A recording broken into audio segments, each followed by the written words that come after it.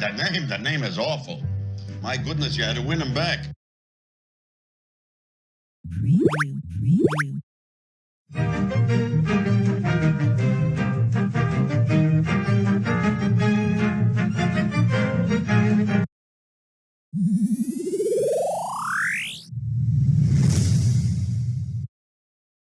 The law of negligence imposes liability upon a person whose failure to exercise ordinary care proximately causes foreseeable injury. The reason we impose negligence liability is to allocate financial responsibility for damages caused by societally undesirable behavior.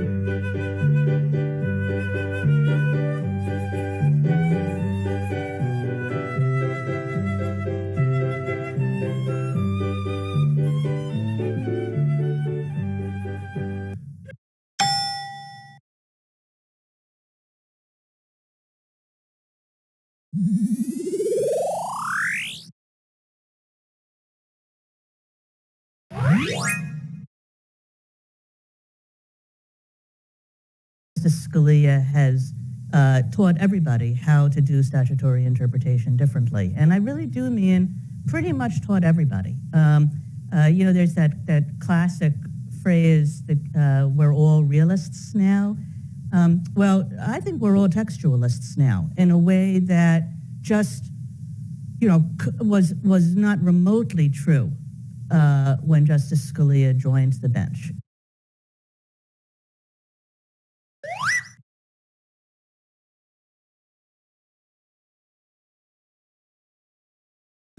I'll just read a quote from an opinion called Overton Park, which is a famous administrative law opinion. And this was from Overton Park, and it says, the legislative history is ambiguous.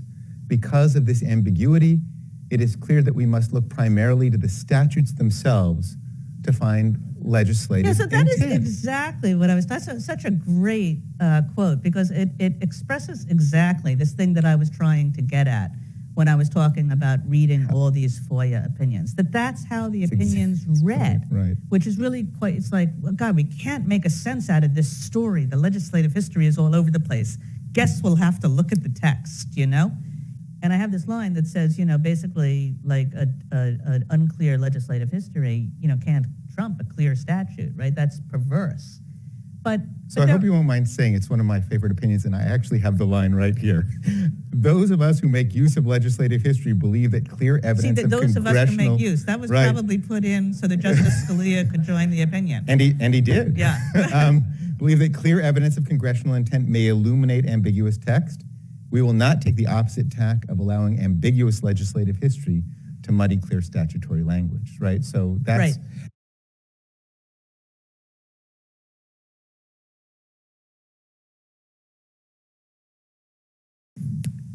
You kind of sound like a textualist. Would you describe yourself as a textualist? Yeah, I think I would.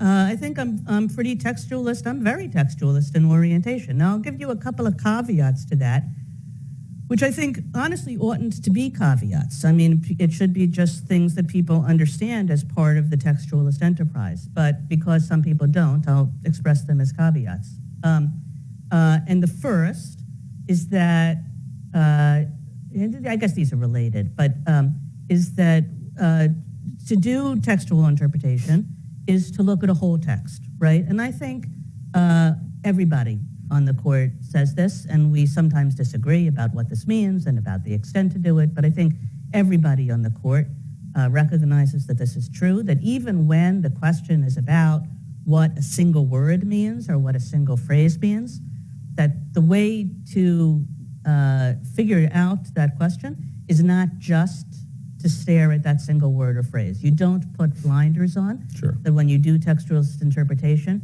you look at that phrase, but also many other phrases that share common features of the word or phrase that you're looking at. You look at the design and structure of the statute as a whole to see what the statute is trying to do and how this particular phrase fits with what the statute is doing. And so you look to context and structure, and that's a critically important part of textualist interpretation, as I think people now sensibly do it.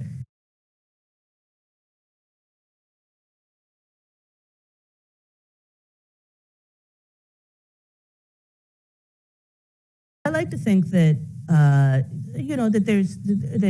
textualism involves some amount of common sense, which is to say that if your understanding of some word or phrase would produce some result that seems pretty nuts, and nuts in the context of the statute mostly is what I mean.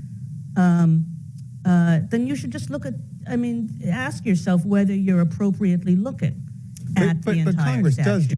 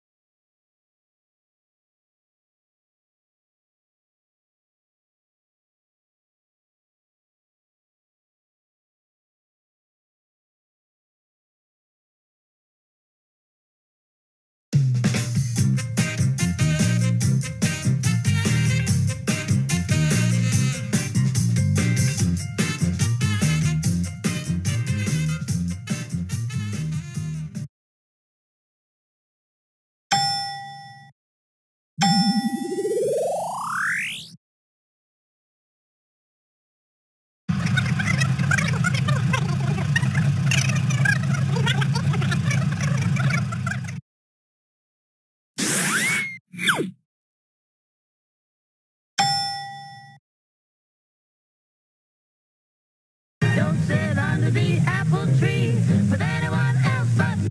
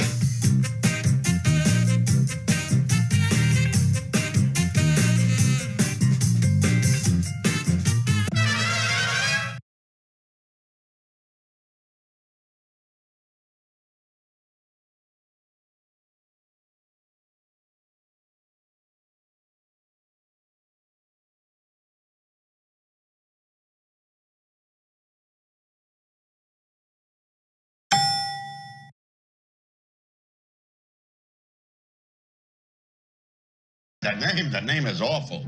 My goodness, you had to win him back.